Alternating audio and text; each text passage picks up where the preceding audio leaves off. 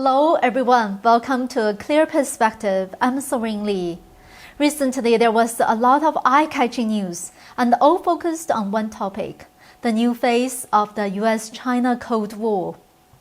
Some people may think both the United States and China deny the saying. Biden has repeatedly stressed that we are not seeking a new Cold War, it's only responsible competition. Why do you still keep saying new Cold War? In fact, what the leaders say does not determine whether it is a Cold War or not. The current US-China relationship meets all three key features defining the Cold War. As a matter of fact, it is a Cold War. Three key features defined the Cold War are: first, the threat of nuclear war; two, competition over the loyalty of independent nations; and three, the military and the economic support of each other's enemies around the world. I heard a senior fellow in a US think tank once talked about it. Quote, "People call it a strategic competition. It is just a different term of a new Cold War." In fact, the possibility of a war between the US and China now is much greater than it was between the US and the Soviet Union back then. The reason is simple. The US and the Soviet Union have formed an implicit agreement to fight only proxy wars because of the power balance on nuclear weapons. Now the US-China relationship is different because there is a trigger, Taiwan. This is the consequence of the Chinese Communist Party burning its own bridge. Xi Jinping thinks that the East is rising and the West is falling, and he believes that his era to dominate the world has come. So he has tied his power, the future of Taiwan, and the fate of the entire Chinese Communist Party together. The biggest difference between the CCP and the Soviet Union is that the Soviet Union did not need to set a timeline for a war for any trigger like Taiwan. So when China is not following the rules on the Taiwan Strait issue, again and again, the US is forced to make concessions constantly to maintain the balance. Eventually, it will reach the tipping point.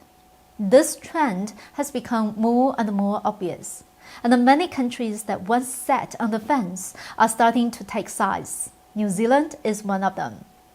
New Zealand's High Commissioner to Australia, Annette King, publicly stated that New Zealand has opened the door to joining the AUKUS. She said her nation could join the agreement to collaborate on developing emerging cyber technologies, including artificial intelligence and quantum computing, while not participating in the development of nuclear-powered submarines. On October 26, Annette King was interviewed by the Sydney Morning Herald and The Age. In the interview, she talked about the following three things. First, while New Zealand would never be involved in developing nuclear-powered submarines, it welcomed the US and the UK's increased engagement in the Indo-Pacific region. Two, AUKUS will not change the security and intelligence ties among New Zealand, Australia, the US, and the UK.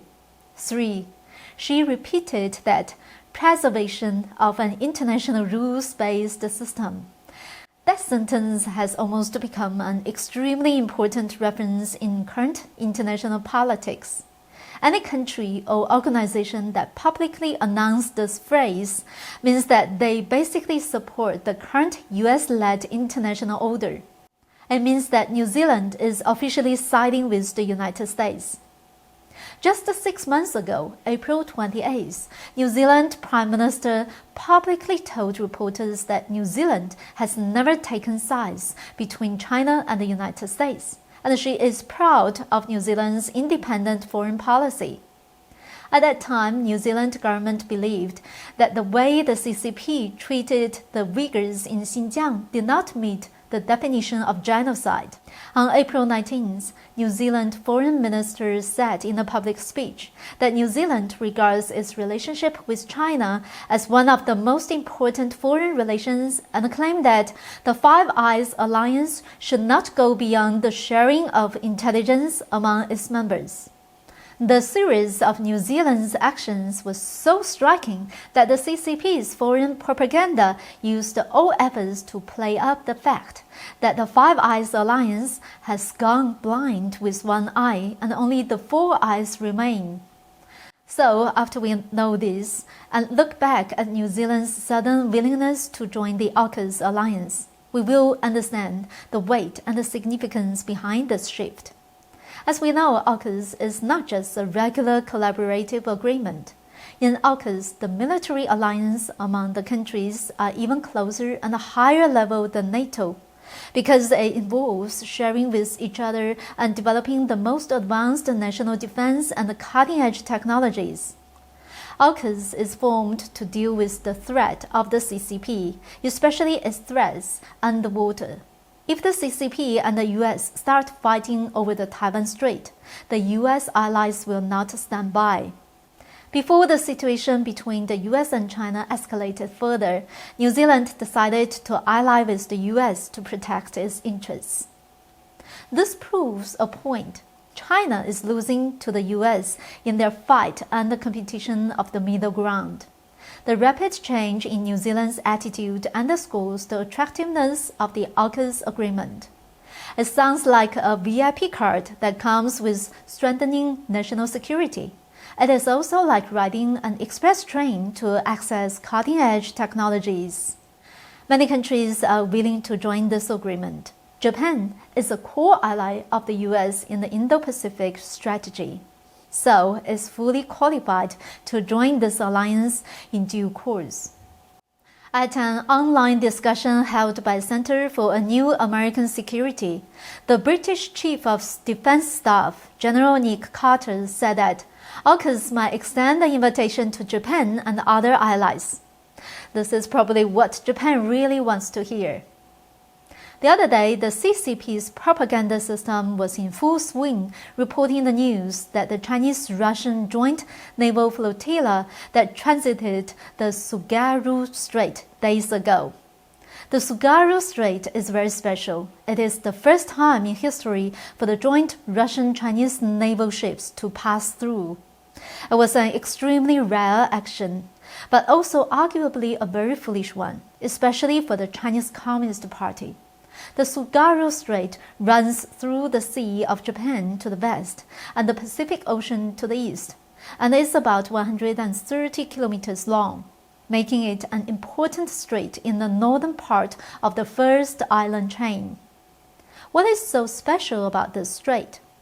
At its narrowest point, the Tsugaru Strait is only 19.5 kilometers wide. And according to international law, the territorial sea is 12 nautical miles. That is over 22 kilometers.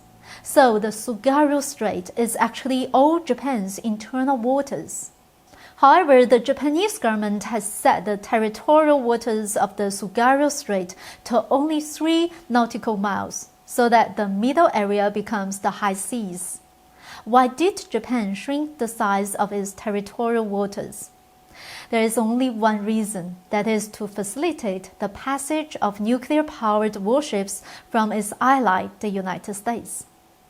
In 1967, Japan announced the 3 non-nuclear principles of not possessing, not producing, and not permitting the introduction of nuclear weapons into Japan.